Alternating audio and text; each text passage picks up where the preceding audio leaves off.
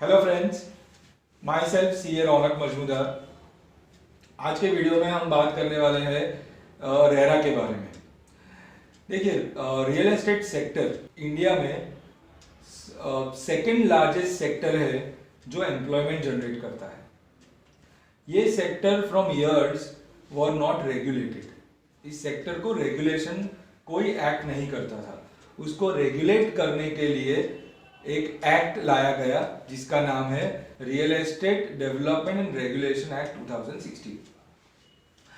इस एक्ट की सबसे इंपॉर्टेंट रिक्वायरमेंट है कि हर एक डेवलपर, हर एक बिल्डर अगर प्रोजेक्ट बेचने के लिए कंस्ट्रक्ट करना चाहता है, वो प्रोजेक्ट या तो प्लॉट का हो या फिर वो शॉप्स का हो या रेसिडेंशियल बंगलोज का हो या फ्लैट्स का हो या ऑफिस का हो, उसको अगर बेचने के लिए वो डेवलप कर रहा है तो उसको वो प्रोजेक्ट रेरा में अप्रूव करवाना पड़ेगा।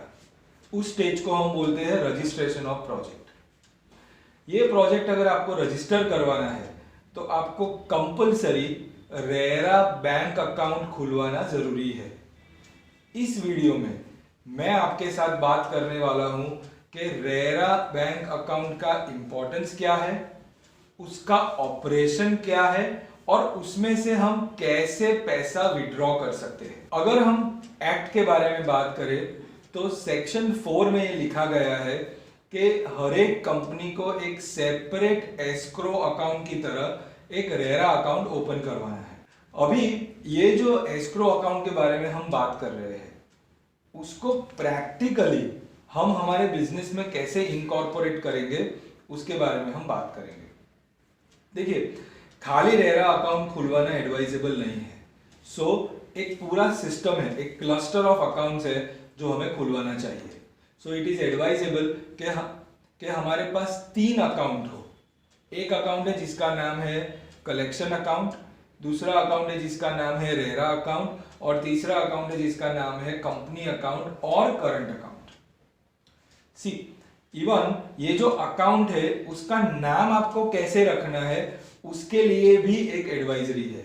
सो अगर आप कलेक्शन अकाउंट खुलवाते हैं तो आप पहले कंपनी का नाम लिखेंगे, फिर प्रोजेक्ट का नाम लिखेंगे और लास्ट में आएगा कलेक्शन अकाउंट।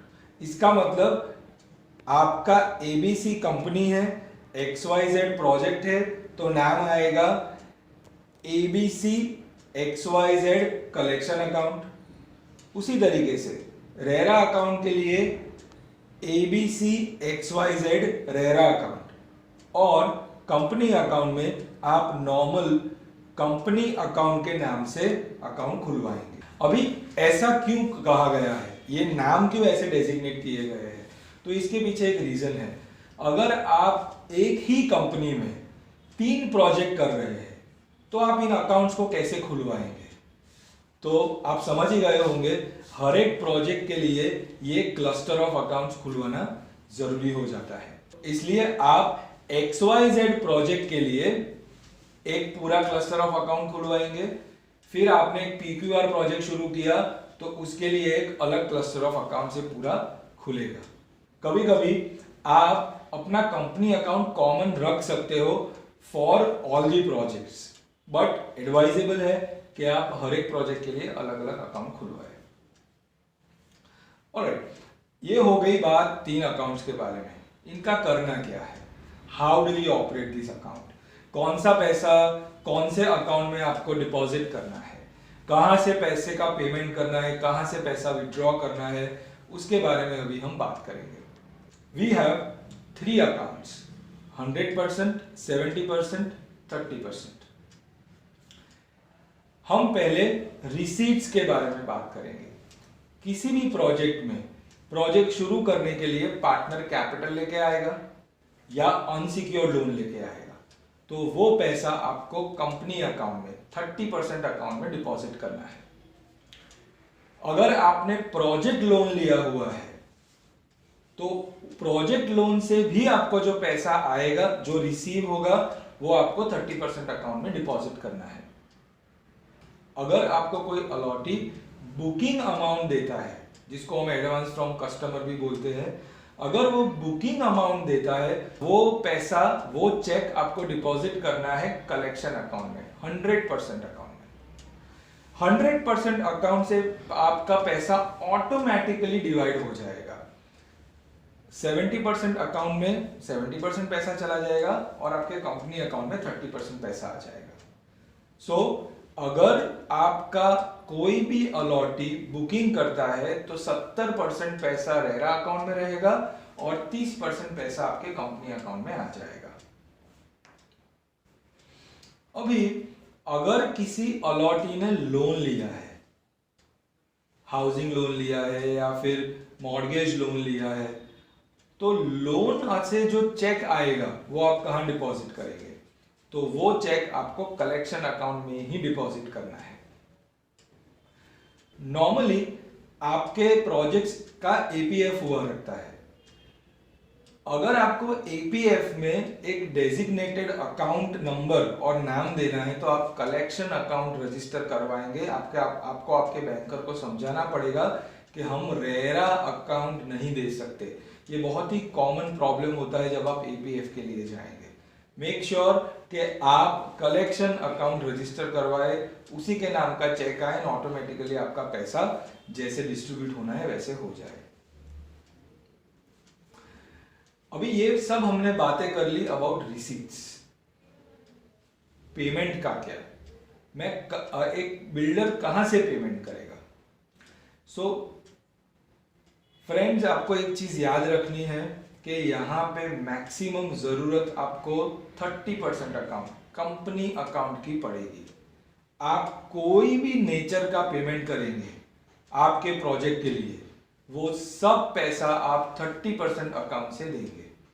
आपको लैंड पेमेंट करना है, आपको मटेरियल का पेमेंट करना है, वेजेस का पेमेंट करना है, आपको साइट का कोई भी खर्चा करने का पेमेंट करना है, पार्टनर को पैसा रिटर्न करना है, कैपिटल रीपेमेंट करना है, पार्टनर को विड्रॉल करना है, सब कुछ everything will be done from 30% account. So अभी हुआ क्या, मेरे अलॉटी से पैसा आया जिसका 70% तो रेरा अकाउंट में चला गया और पेमेंट सब कुछ मुझे 30% से करना है।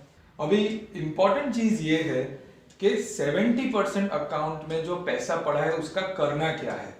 तो फ्रेंड, सबसे इंपॉर्टेंट चीज, 70% अकाउंट में जो पैसा पड़ा है वो आप विड्रॉ कर सकते हो और उसको ट्रांसफर करना है 30% अकाउंट में। सो अगेन होगा क्या, पूरा पैसा आपका फाइनली फ्लो होगा 30% अकाउंट में जहां से आप खर्चा कर रहे हो।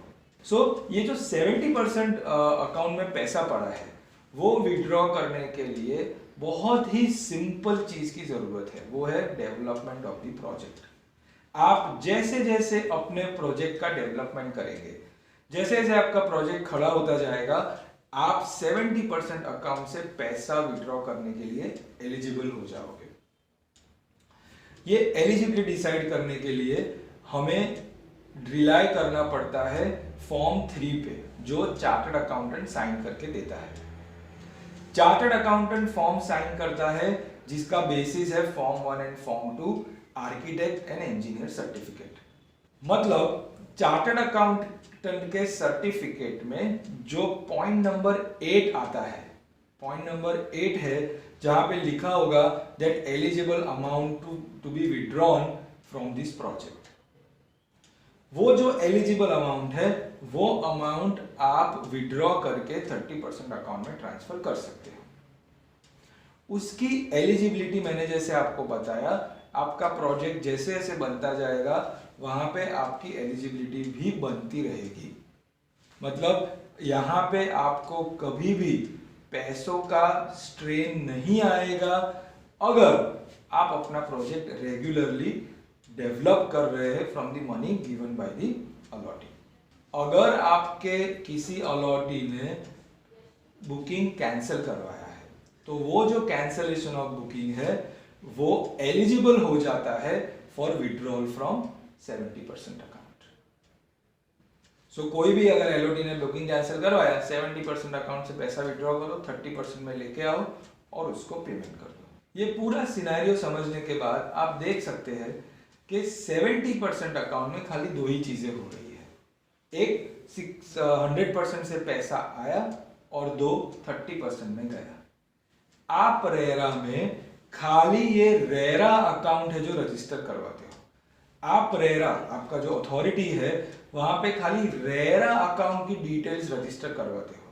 आप कलेक्शन अकाउंट और कंपनी अकाउंट की डिटेल्स रजिस्टर नहीं करवाते हो। ये जो आपने रेरा अकाउंट के जो आपके ऑपरेशंस है, डिपॉजिट एंड विड्रॉल, वो इवन आपके रेरा ऑडिट के टाइम पे भी चेक किया जाता है।